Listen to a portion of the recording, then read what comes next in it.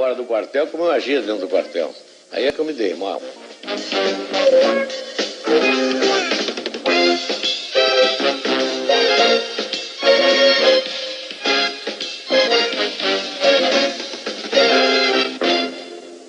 No início de agosto do ano passado, quando o presidente teve a primeira crise séria de dores nas costas e foi internado num hospital aqui de Brasília, eu tentei visitá-lo como amigo, mas fui barrado como jornalista.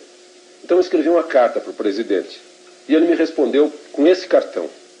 Meu caro Alexandre, estou muito alegre com a sua carta. Venha me visitar como amigo e não tenha receio de se portar como jornalista. Isso me encorajou a pedir uma entrevista ao presidente. Eu falei com ele e ele me disse que estava disposto a conceder a entrevista. Mas isso já faz mais ou menos 6 meses. Eu imagino que durante 6 meses o presidente protelou a entrevista porque não queria que ela fosse confundida com uma influência no processo sucessório. Depois ele me falou que na sua democracia o presidente não tem candidatos e não nomeia o sucessor. Presidente, e o seu candidato? Dizem que no fundo, eu por exemplo recebi uma informação que no fundo o seu candidato era o Costa Cavalcante. No fundo o meu candidato era o que a convenção indicasse. Mas o Costa Cavalcante estava entre aqueles que eu preferia que fosse indicado. Mas o senhor um dia disse para o Armando Falcão que o Aureliano poderia ser o... Disse, uns 2 anos e meio antes da sucessão, ele me perguntou na casa do meu filho e disse: o Aureliano Chaves é um bom candidato. Apenas isso. Disse, seria um bom candidato. O senhor não quis indicar ninguém, não quis ter candidato, fez questão não de quis indicar ninguém de propositadamente, que acho que o presidente não deve indicar ninguém. Mas interpretaram esse seu cruzar de braços diante dos candidatos como que o candidato seria o senhor, que o senhor seria candidato o senhor mesmo, que o senhor queria reeleição ou prorrogação ou mandato tampão. Eu estava muito satisfeito com a presidência da República. Eu desde o começo dizia que não gostava do poder, então diziam, um presidente que não gosta do poder não pode ser presidente. Se eu tivesse dito que gostava do poder, ele é um ambicioso. Mas o fato é que eu não gostava mesmo. E o Maluf, presidente, também. Outra pergunta que fica no ar, que o senhor não teria se importado com a derrota dele, em primeiro lugar. O senhor... Não é que eu não teria me importado com a derrota dele, eu me importei com a derrota do candidato do meu partido. Como era casualmente ele, eu me importei. Eu preferia que não... Mas o senhor já disse uma vez, o Maluf não faz meu gênero. Não faz meu gênero. Com muita gente do meu governo também não faz meu gênero. Eu já votei em muita gente que não faz meu gênero. Eu tenho muitos candidatos que absolutamente não eram do meu gênero, mas eram do meu partido. Por exemplo, o senhor tinha um candidato que era seu colega de farda, o Lotte? Fazia meu gênero. Eu não votei nele. Votou no que não fazia seu gênero. Se eu pudesse, teria votado nele. Estava muito mais identificado com o que eu aprendi no Exército com meu pai do que com o que os outros diziam. Quer dizer, conclusão, Maluf não fazia seu gênero, mas o senhor o apoiou até o fim como candidato ao partido? Candidato ao partido. Pois é, quando quiseram que eu indicasse um candidato, eu disse, não indico porque não é do temperamento. E mesmo que fosse o meu temperamento, eu não indico porque me tiraram o AI-5. Aliás, eu explicar se me tirou o AI-5. Mas eu indiquei. Você indicou porque tinha o AI-5. Me dá o AI-5, talvez eu indique. Se o senhor tivesse o AI-5, o senhor faria isso? Não. Se o senhor tivesse o AI-5, o que o senhor faria com ele? Com o AI-5? Rasgava. Infelizmente, o galho rasgou antes de mim. Presidente, João Batista de Oliveira Figueiredo, o homem, imaginou algum dia que seria presidente da República? Não, nunca imaginei. O máximo que eu almejei na vida foi chegar a ser um bom oficial de Estado-Maior do Exército. E eu acho que eu consegui. Mas presidência da República nunca me passou pela cabeça. Como é que o senhor soube que seria presidente? Diziam assim que o senhor já sabia muito antes. Foi mesmo no dia que se fala, no dia 27 de dezembro? Foi no dia 27 de dezembro de 1978, na Granja do IP, quando o presidente Geisel me chamou para me comunicar que se tinha fixado o meu nome. E eu, nessa oportunidade, eu disse para ele que eu não seria tão cretino a ponto de dizer a ele que estava sendo surpreendido, porque já mesmo os jornais iam falando no meu nome. E que, portanto, eu estava preparado para um dia ter que responder aquela pergunta. E já que ele estava fazendo aquela pergunta, eu perguntei para ele se era uma ordem ou se era um convite. Ele disse, não, estou lhe consultando. Então, não. Eu não quero. Mas por que não quer? Porque eu me conheço. O senhor não me conhece bem. O senhor serve comigo, mas nós nunca tivemos um contato tão íntimo a ponto do senhor dizer possa me conhecer bem. Eu me conheço e sei que não sirvo para isso. O meu temperamento e os meus... Se eu consulte meus colegas do Exército, eles todos vão coincidir comigo que eu não sirvo para isso. Depois eu não quero. Ele tornou a insistir e eu pedi a ele 24 horas para ele pensar. No dia seguinte ele voltou para mim, conversamos, e ele disse, não tem jeito, vai ser você mesmo. E o vice foi o senhor que indicou?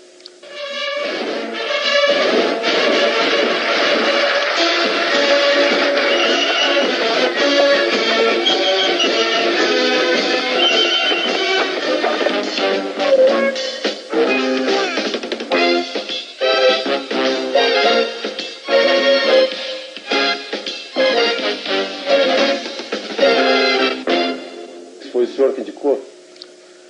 Depois de terminada essa primeira parte da conversa, ele virou-se para mim e perguntou, e o vice? Eu disse, tá, e o nosso Aureliano Chaves? Ele chegou-se muito bem. Você quer comunicar? Eu digo, não, já que o senhor me perguntou, o senhor comunica para ele. Mas quem citou o nome do Aureliano Chaves fui eu. Isso esclarece muitas versões aí de quem teria indicado. Não, ele não me indicou. Não me indicou absolutamente. Não me indicou nome nenhum. Outra coisa, presidente, que também está no ar. O seu relacionamento com Aureliano Chaves. Por que houve o afastamento? Isso é bom perguntar a ele. Ele saberia responder? Eu acho que sim. E o senhor chegou a ponto, assim, de antes de assumir a presidência ou depois de ter assumido, chegou a ponto de ter vontade de desistir, presidente? Não, depois que eu assumi um compromisso, jamais desisti de alguma coisa. Nunca passou pela cabeça desistir de coisa nenhuma. E até o fim? E até o fim. E a família? A presidência prejudicou a sua família? Prejudicou porque eu fiquei 17 anos em Brasília, né? Não digo que foi a presidência, mas eu ter me metido, ou terem me metido nisso, eu fiquei 17 anos afastado da minha família. Meus filhos no Rio e eu aqui. Prejudicou, não há dúvida que prejudicou. Benéfico não foi. Nenhum membro da minha família saiu ganhando qualquer coisa. Pelo contrário. Só tiveram aborrecimentos, eu também. E nós ficamos afastados dele. Vou amenizar um pouco a conversa. O senhor sabe que sempre há piada a respeito do presidente da República. E dizem que o senhor conhece todas as piadas a seu respeito. Qual é a melhor piada a seu respeito? Não conheço todas as piadas, conheço muitas.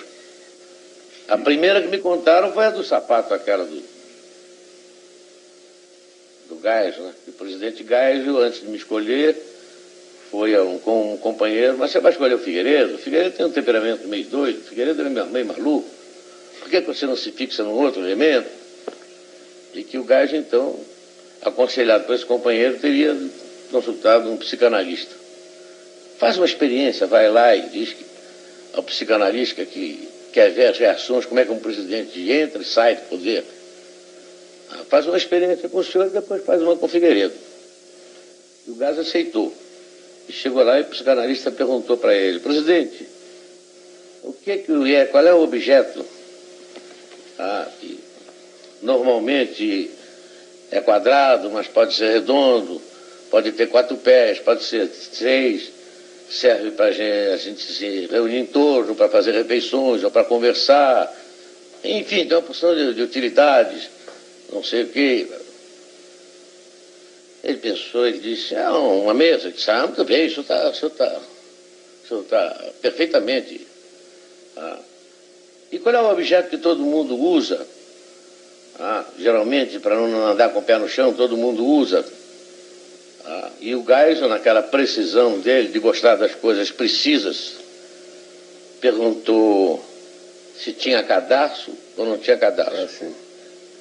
Não pode ter cadarço ou pode não ter cadastro. Então ele disse que é sapato. Ele sabe muito bem, o senhor está perfeitamente bem depois de 5 anos de governo. Aí quando eu entrei me fizeram essa pergunta. O Gás me contou.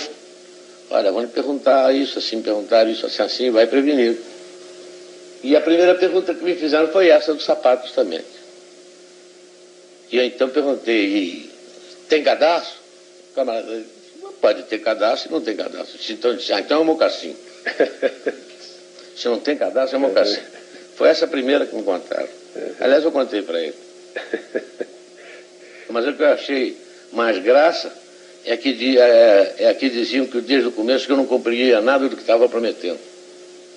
Agora eu estou achando mais graça ainda dela. Agora o senhor pede que olhem para trás para ver se o senhor cumpriu ou não. É o povo que julga se eu cumpri ou não. Eu tenho a consciência tranquila de que cumpri. O senhor entrou no mundo político, o senhor saiu do quartel e entrou no mundo político. Isso foi algum choque para o senhor? Foi porque eu pensei que eu pudesse agir fora do quartel como eu agia dentro do quartel. Aí é que eu me dei mal. A massa era completamente diferente. A gente com quem eu ia lidar era completamente diferente. O tipo de reação? No quartel só se falava em cumprir dever, em bandeira, defender o Estado, viva a pátria. Era o dia inteiro isso. E aqui fora só via interesse particular. A última coisa que eu ouvia falar era em Brasil. A ponto de eu perguntar uma vez a um determinado político, e o Brasil? Essa hora, presidente.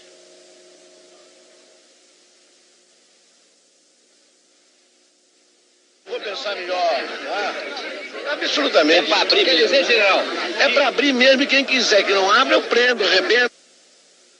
Mas no episódio do Rio Centro houve quem esperasse que o senhor prendesse e arrebentasse. A quem? Foi fácil, o senhor fez o projeto, saiu tranquilo, não teve resistências. Não foi fácil. Só foi fácil por causa da compreensão dos companheiros das Forças Armadas, que apoiaram e acharam que estava na hora da Revolução provar que de fato queria democracia. E nesse aspecto todos me ajudaram. Volta de Brizola foi tratado e foi considerado como palatável. O Brizola? É. O Brizola, desde o começo, quando o repórter me perguntou, eu achei até um desaforo a pergunta que ele me fez. Se o Brizola ganhar, leva? Eu digo, estou aqui brincando de eleição, menino. Se eu quisesse que o Brizola não fosse eleito, eu não teria dado anistia para ele. Aliás, como era a proposta do MDB, né? A proposta do MDB, eles não voltariam. Voltariam e não poderiam ser eleitos. E não poderiam ser eleitos. Aliás, uma pergunta semelhante foi no dia da sua posse, perguntaram para o senhor, mas o senhor vai mesmo fazer desse país uma democracia? E eu brincando disse, eu prendo, arrebento, não sei o que lá. Está aí o presidente que nós elegemos, prende e arrebento. Mas o senhor disse prendo e arrebento, e no episódio do Rio Centro, o senhor, enfim, o senhor fez essa democracia, está aí, chegamos à eleição, o senhor não precisou prender nem arrebentar, mas no episódio do Rio Centro houve quem esperasse que o senhor prendesse e arrebentasse. A quem? Aos autores. Mas quais foram os autores? A justiça me disse quais foram os autores? O senhor eu estava sob o regime constitucional, não tinha AI-5 na mão. Fiquei esperando que a justiça falasse. Sem o AI-5... Se eu passasse por cima da justiça, aí sim, poderiam dizer que era um regime discricionário. Mas todo mundo queria que eu fizesse isso. Talvez seja até o uso do cachimbo deixa a boca torta. Todo mundo esperava que o senhor adotasse uma atitude de AI-5. Pois é. O senhor precisou decretar medidas de emergência que estão na Constituição. E o general Newton Cruz foi o executor dessas medidas. O senhor acha que ele agiu bem ao executar essas medidas? Muito bem. Agora todo mundo se queixa do exagero do Newton. Mas se naquela época não tivesse sido executadas as medidas de emergência, eles tinham executado a marcha sobre Brasília e haveria pressão sobre o Congresso. E mesmo com medidas de emergência, você se lembra como é que foi a votação. E agora o general Newton Cruz foi tirado do comando militar do Planalto. Ele foi punido? Não, ele foi promovido, porque ele foi chefiar foi ser subchefe de um departamento, que é o que cabe ao posto dele como general de divisão. E nem eu permitiria que ele fosse punido por não cometer transgressão nenhuma.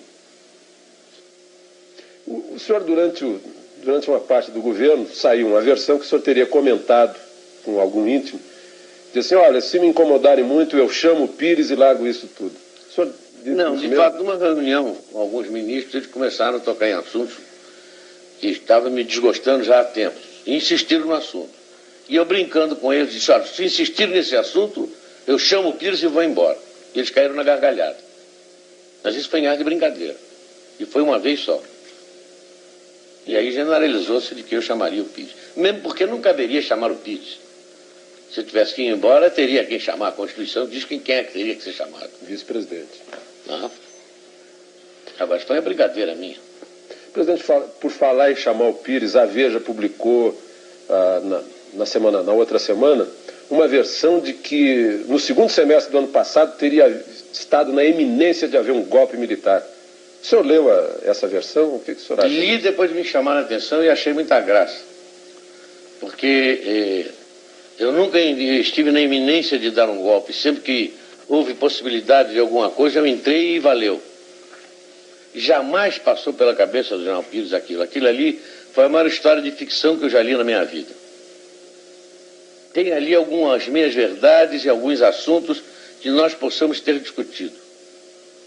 Mas na reunião preliminar com os ministros, com os presidenciáveis, eu discuti com os ministros militares. E um dos assuntos foi esse. As hipóteses possíveis. E essa hipótese foi completamente riscada. Eu tenho aí a cópia do documento, eu redigi e todos eles assinaram o documento. Não é absolutamente verdade o que está ali. E a imprensa, presidente? O que o senhor acha do trabalho da imprensa? O trabalho da imprensa no meu governo foi trabalhar contra mim. Contra o meu governo, porque tudo que se saía na imprensa ou saía truncado, ou saía meia verdade, ou então era inventado. A ponto de um dia eu chamar um determinado editor que foi lá me pedir um determinado dinheiro para a revista dele, para o jornal dele. Eu peguei assim um número e disse assim, olha, só nessa reportagem tem 11 mentiras. 11 mentiras que eu constato que foram comigo. Por exemplo, quando saem versões de conversas aqui de dentro, o senhor se encontra com políticos, sai versão de conversa.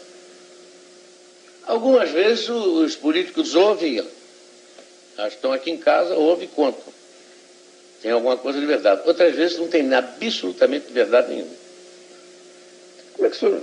Quer dizer, o senhor fica meio sem ter meios de... Não, às vezes eu mando agradecer ao político a veracidade com que ele contou a conversa.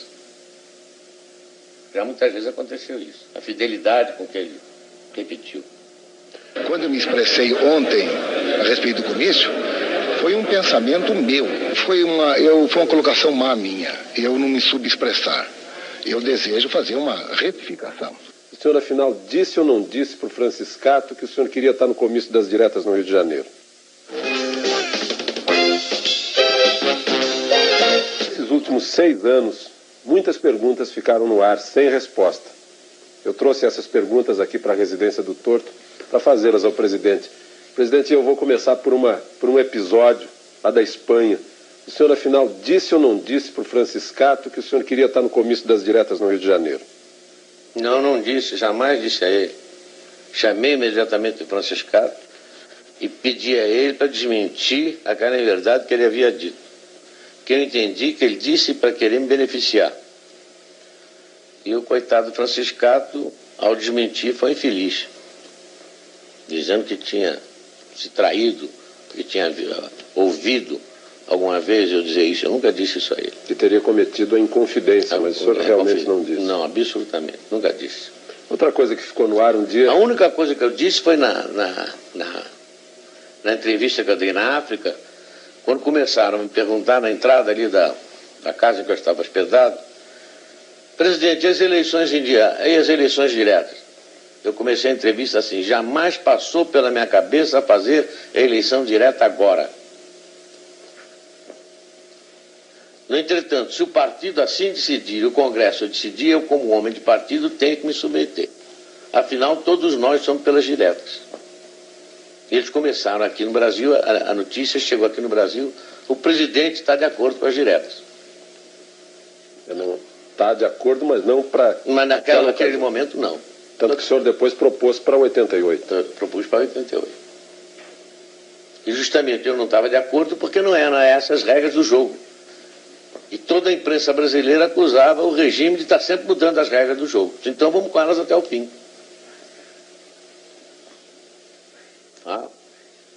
As regras do jogo foram até o fim e ganhou o candidato da oposição. O senhor lamenta isso? Lamento, que eu preferia que tivesse ganho do meu partido, fosse ele quem fosse. Mas um dia o senhor estava com um candidato do seu partido, e essa é outra pergunta que ficou no ar. O senhor estava com Paulo Maluf no seu gabinete e os fotógrafos contam que ouviram o Maluf dizendo: sorria, presidente. E o senhor teria respondido para o Maluf: eu não sorrio, a casa é minha, aqui eu faço a cara que eu quiser. É que eles ouviram mal, então deturparam o que eu disse. De fato, o Maluf perguntou: sorria, presidente. Eu disse: eu não posso sorrir porque a cara é essa que eu tenho e eu não posso mudar. Então confundiram Cara com cara. Eu admito que tenha sido isso. E admito que tenha sido um ou dois fotógrafos só que ouviram. Presidente, um episódio lá do início, antes do seu início de governo. Aquela versão do cheiro do povo e o cheiro do cavalo. Agora, depois desses 6 anos, eu volto a perguntar para o senhor gosta mais do cheiro do povo ou do cheiro do cavalo? Olha, aquilo só pode ter sido ou uma maldade do jornalista que ouviu o que eu disse, porque ele me fez a pergunta e eu bati no ombro dele, olhei para a cara dele e disse: olha aqui, meu filho, eu gosto mais do cheiro do cavalo, você tem razão. Para não dizer outra coisa que eu devia ter dito. E ele maldosamente compreendeu, mas foi discutir com outro professor se devia ou não publicar. Mas já que você me fez essa pergunta, seria uma imbecilidade de mim a toda prova eu ter dito que gostaria mais do cheiro do cavalo. Mas agora, no momento, eu digo que eu não gosto do cheiro dele. De quem fez a pergunta, Não gosto. Como é que o senhor recebia essas críticas?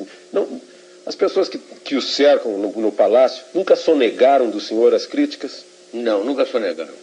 Até pelo contrário, quando alguns exageravam até nas críticas, o SNI sempre me informou muito bem. E os companheiros também sempre me informaram muito bem. Eu recebia com naturalidade. E às vezes até com uma ponta de ironia. Porque criticando a mim, estavam criticando vários companheiros que estavam do lado de lá e que tiraram vários cursos comigo. Mas alguma crítica que o senhor chegou a verificar para ver se era verdade ou não? O senhor já... Não, as críticas que fizeram, eu tomei todas como coisa de... o meu humorismo, nunca tomei como verdade, porque não eram verdade mesmo. Presidente, o SNI sempre informou bem o senhor, porque o senhor já foi chefe do SNI. Dizem que o SNI fica criando complôs, levando informação do presidente. O senhor acha que sempre houve informação fiel, precisa do SNI para o senhor? O SNI tinha informação tão precisa que quando o ministro vinha tratar do assunto, eu sabia mais do assunto do que ele. E fazia uma pergunta, às vezes, que desmontava todo... Quer dizer, o ministro vinha fazer uma proposta para o senhor sobre energia nuclear, por exemplo, o senhor já estava sabendo de tudo? Eu já tinha recebido uns 15 dias antes um dossiê sobre energia nuclear. O senhor, quando chefe do SNI, corria a versão de que o senhor teria livrado alguns jovens que estavam sendo acusados, o senhor agiu para libertá-los, aconteceu isso? Não, para libertá-los não, para que eles pudessem trabalhar, porque eles estavam fichados na SNI e não tinham culpa nenhuma. E quem fichou por maldade. Alguns tinham alguma culpa, mas não era culpa a ponto de eliminá-los. Alguns até eu empreguei lá mesmo. Qual foi a maior tristeza que o senhor teve nesses 6 anos? Por ter constatado que alguns homens que eu pensava que fosse alguma coisa eram completamente diferentes. O senhor não gostaria de citar o nome desses homens? Não, porque um dicionário era capaz de não caber todos os nomes deles. E a maior alegria, presidente? A maior alegria foi não ter conhecido antes algumas pessoas que eu poderia ter conhecido. Essas o senhor poderia citar? E ter conversado com o presidente Geisel depois de tanto tempo, em que diziam que nós estávamos brigados, em que eu convidei para almoçar e ele veio e conversamos durante 3 horas. Faz um mês isso, mais ou menos? Faz mais tempo. Qual foi o tema da conversa, presidente? Foi a sucessão presidencial. Porque eu senti que ele tinha uma opinião e eu tinha outra. Mas saímos bons amigos. Ele do lado de lá e eu do lado de cá. Continua a relação? Eu espero que sim. Eu não tenho nada contra ele, gosto muito dele. O senhor me contou sobre o Darcy Jardim de Matos. O senhor me falou assim, é desse tipo de homem que eu...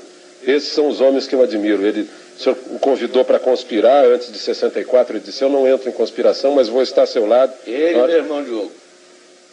E foram os dois primeiros que se apresentaram. E nunca conspiraram. Mas depois, onde eu queria chegar é o seguinte, depois desses 6 anos, eu vejo aí na votação do presidente da República no colégio eleitoral, a primeira vez que seu nome foi lembrado no plenário foi por um ex-caçado, Jorge Carone, que agradeceu ao senhor pela anistia.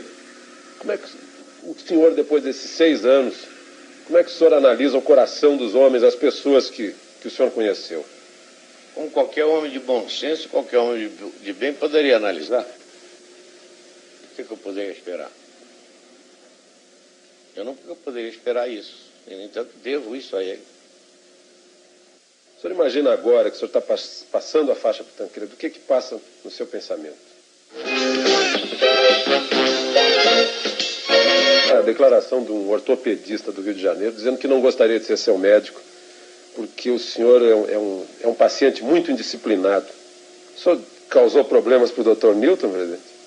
Só o Dr. Newton que pode responder isso, eu não sei. Agora, que ele é um chato, é. Como é que o senhor está hoje, física e espiritualmente? Olha, fisicamente eu não estou muito bem, porque ainda estou com a perna meio boba. Mas espiritualmente estou muito bem.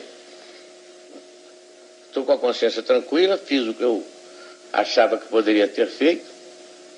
Não fiz o que eu achava que não deveria ter feito. Acho que estou muito bem, e contente que falta pouco tempo.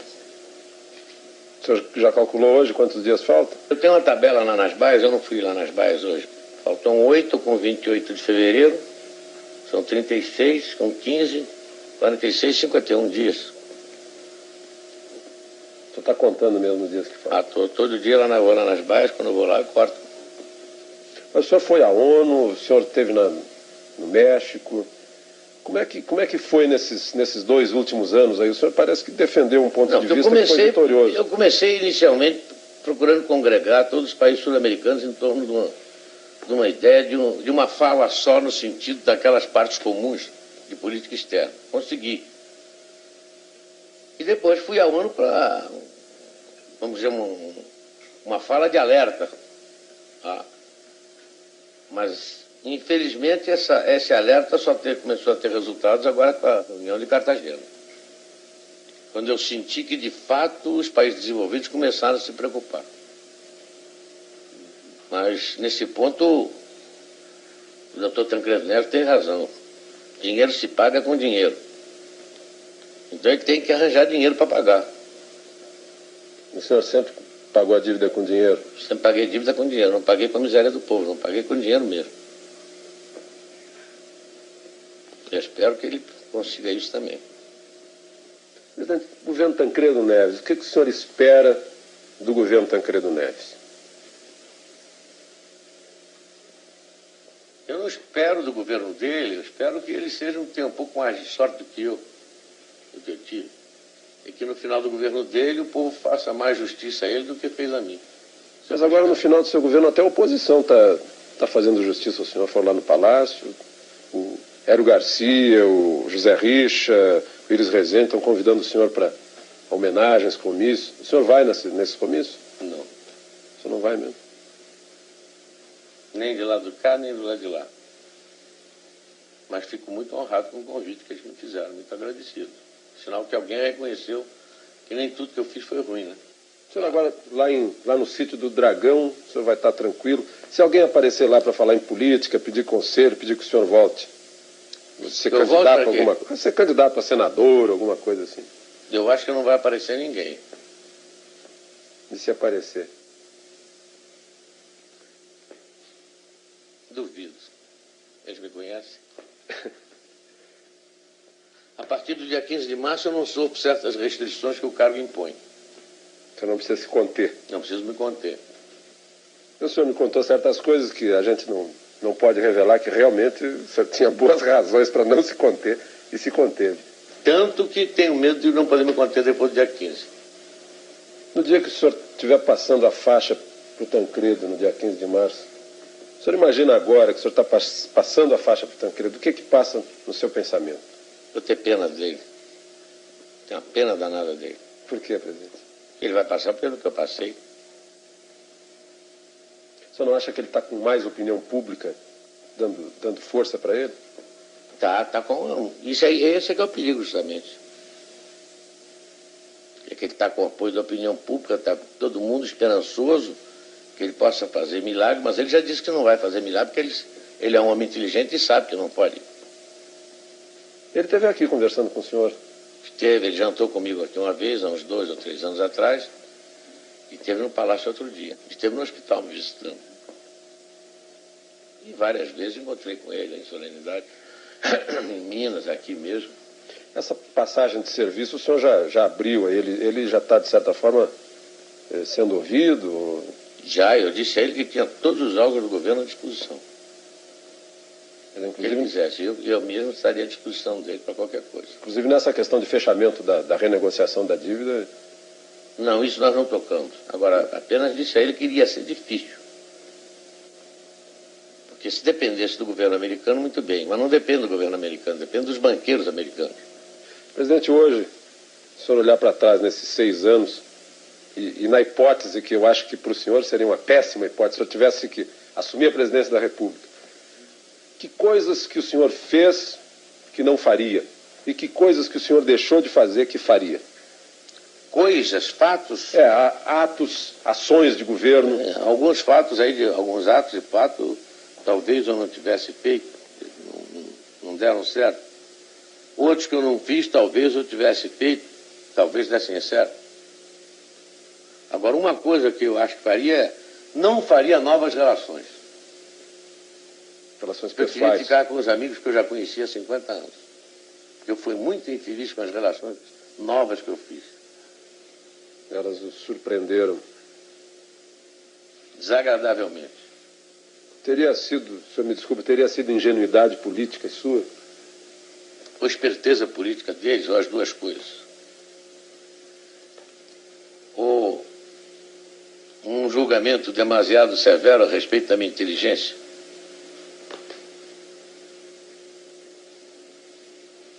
O senhor ficou muito magoado com isso, né? Com alguns enganos a respeito de pessoas que o senhor teve ao longo desses anos. Fiquei magoado, fiquei surpreendido. Com alguns eu não fiquei magoado porque eu já esperava. Com outros eu fiquei magoado porque eu não esperava. Porque eles sabem que nunca poderiam esperar isso de mim. E a prova disso é que até hoje tentam falar comigo. Presidente, agora, deixando de lado os políticos, e a gente imaginando que aqui essa câmera está registrando a entrada do senhor na casa do brasileiro médio, do povo, do povão, o que o senhor diria agora para o povão que está vendo o senhor aí, nesse momento que o senhor está deixando a presidência da República? Bom, o povão que poderá me escutar será talvez os 70% dos brasileiros que estão apoiando o Tancredo. Então, desejar que eles tenham razão e que o doutor Tancredo consiga fazer um governo bom para eles.